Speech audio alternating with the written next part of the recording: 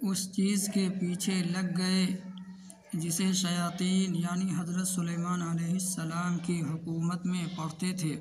سلیمان نے تو کفر نہ کیا تھا بلکہ یہ کفر شیطانوں کا تھا۔ وہ لوگوں کو جادو سکھایا کرتے تھے، اور بابل میں ہاروت ماروت دو فرشتوں پر جو اتارا گیا تھا وہ دونوں بھی کسی شخص کو اس وقت تک نہیں سکھاتے تھے جب تک یہ نہ کہہ دیں کہ ہم تو ایک آزمائش ہیں، تو کفر نہ کر۔ پھر لوگ ان سے وہ سیکھتے جس سے خاوند و بیوی میں جدائی ڈال دیں، اور دراصل وہ بغیر اللہ تعالیٰ کی مرضی کے کسی کو کوئی نقصان نہیں پہنچا سکتے۔